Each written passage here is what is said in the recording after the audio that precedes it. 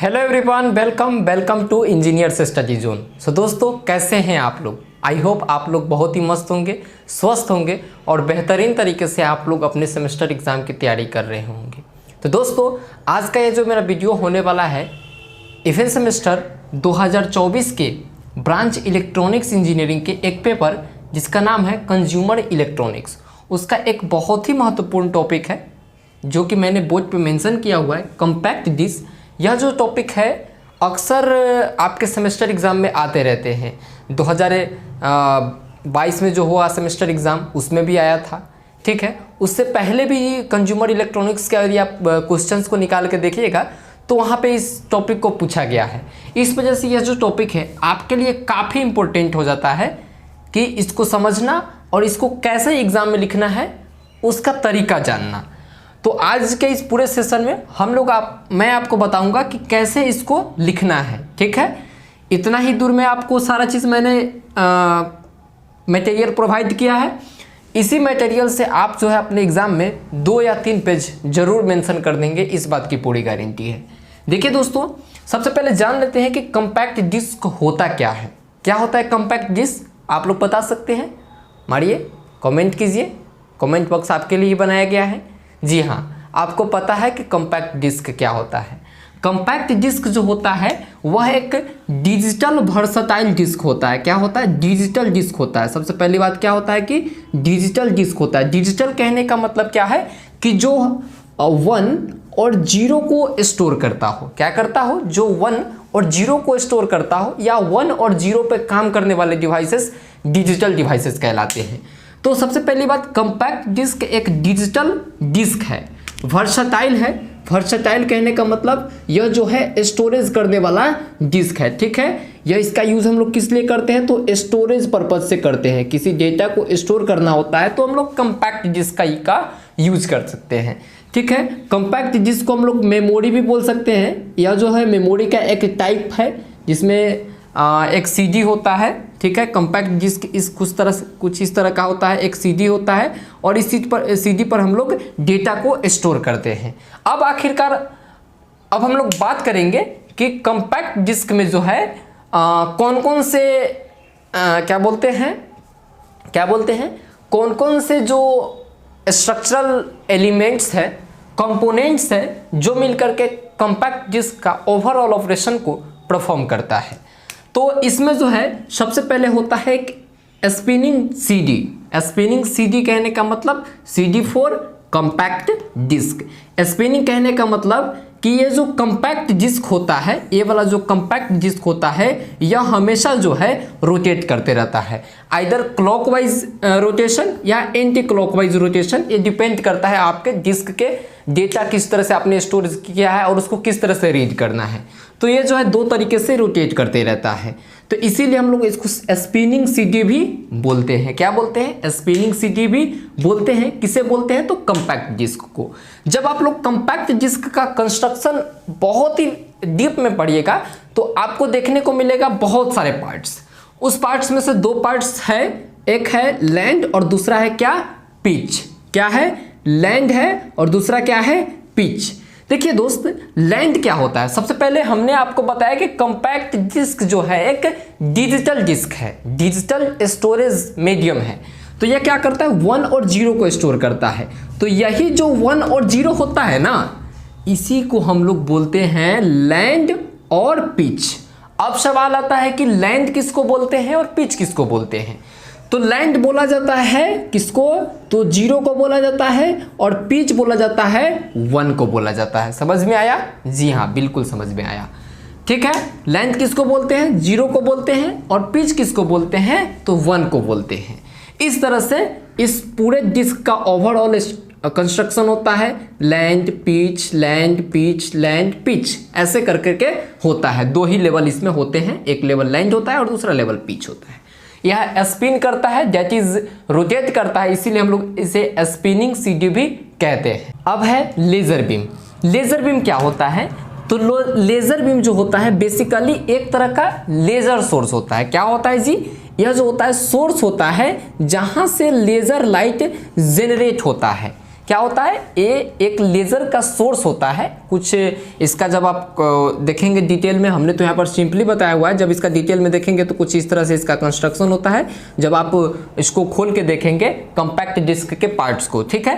तो laser beam का mainly use हम लोग करते हैं सोर्स को जनरेट करने के लिए, दैट इज लेजर सोर्स को जनरेट करने के लिए, लेजर साइज लाइट को जनरेट करने के लिए। और यह लेजर लाइट जो है इंसिडेंट होता है कॉम्पैक्ट डिस्क पर, वहां से रिफ्लेक्ट होता है, ठीक है।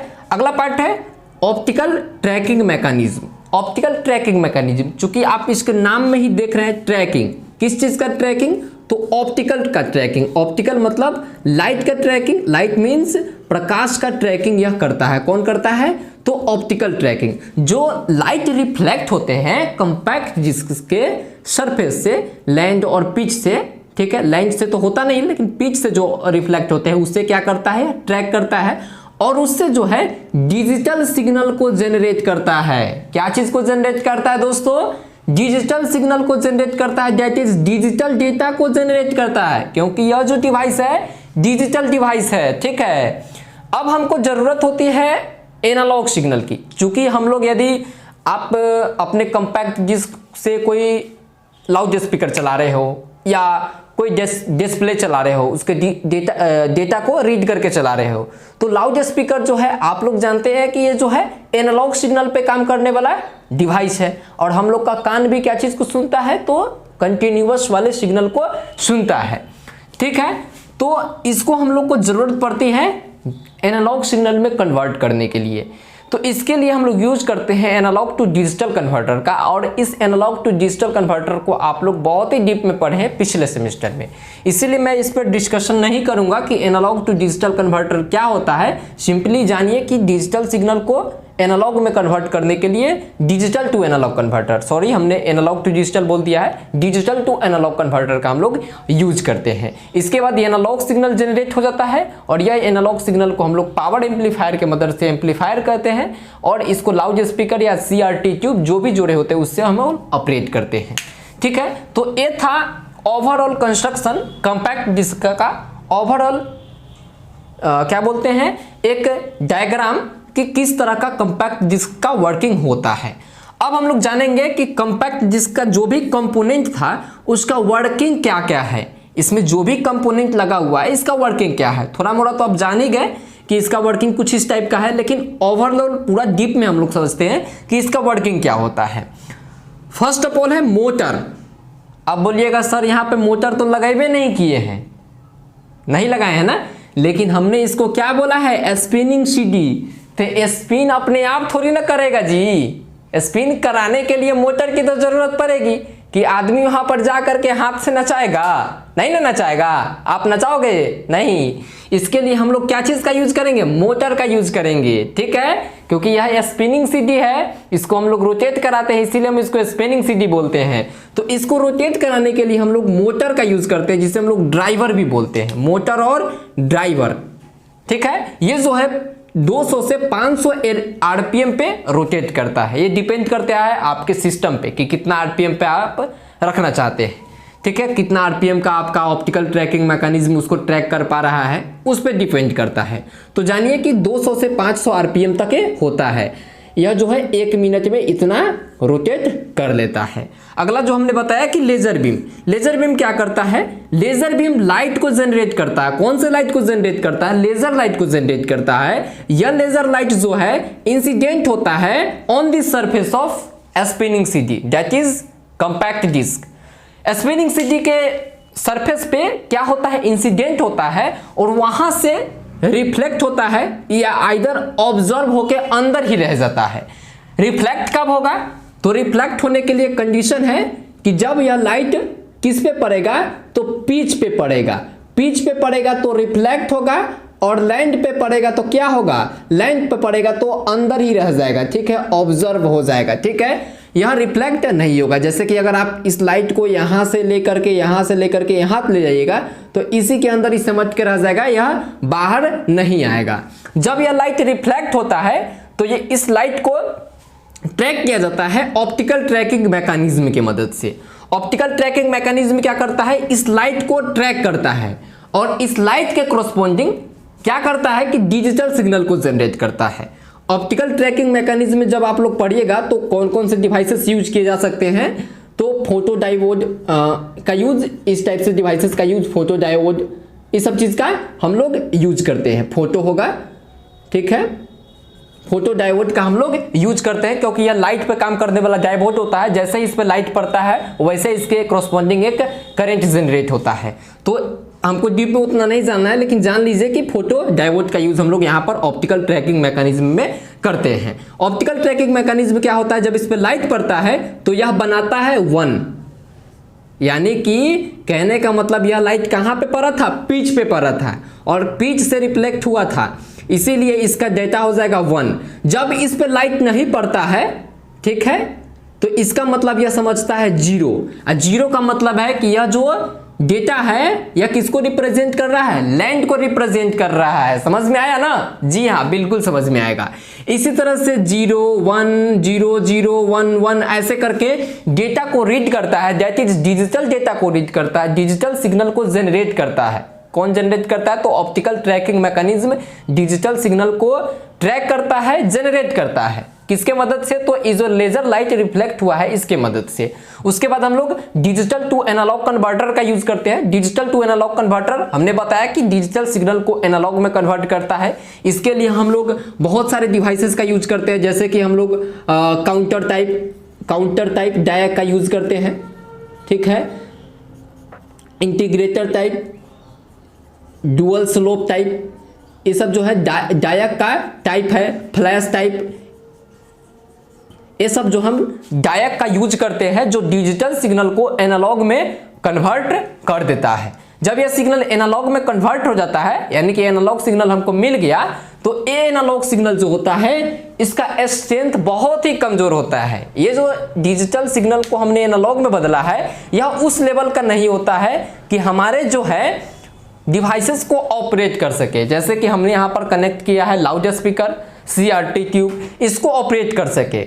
तो इसको जब यह ऑपरेट नहीं कर पाता है तो इसके लिए हम लोग यूज करते हैं AMP, दैट इज एम्पलीफायर। कौन सा एम्पलीफायर, सिग्नल एम्पलीफायर, जो सिग्नल के स्ट्रेंथ को एम्पलीफाई करेगा। यहां पर जो है मेरा सिग्नल कुछ इस टाइप से पहुंचता है, सिग्नल का स्ट्रेंथ कुछ ऐसा हो गया रहता है, बहुत कमजोर हो गया रहता है।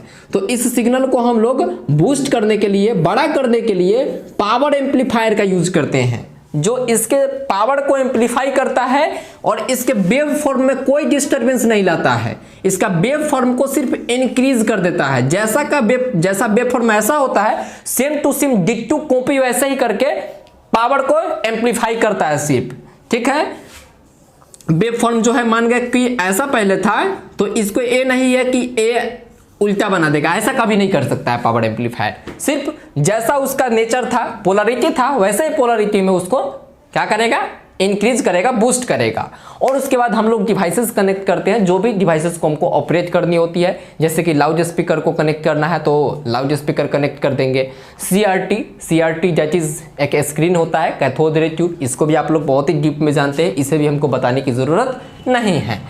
तो ये सब जो होते हैं, क्या होता है, लाउड स्पीकर और CRT जो है आउटपुट डिवाइसेस होते हैं, जिसका यूज हम लोग कॉम्पैक्ट डिस्क में यूज करते हैं। यहाँ पर देखिए, आप लोग देख सकते हैं कि पावर एम्पलीफायर जो है सफिशिएंट पावर प्रोवाइड करता है CRT को एंड लाउड स्पीकर को। डायक का यूज हम लोग कन्वर्ट करने के लिए, digital data into analog signal में कन्वर्ट करने के लिए यूज करते हैं। ऑप्टिकल ट्रैकिंग का यूज हम लोग फॉर ट्रैकिंग डिजिटल डेटा के लिए करते हैं, ठीक है। लेजर लेंस का यूज क्या करते हैं, तो लेजर लेंस का यूज करते हैं फाइंडिंग पिच और लैंड को, कि पिच है या लैंड है उसको फाइंड करने के लिए। क्योंकि ऑप्टिकल ट्रैकिंग आप लगा दीजिएगा, जब तक लाइट आएगा नहीं तब तक कहाँ से ट्रैक कर पाएगा।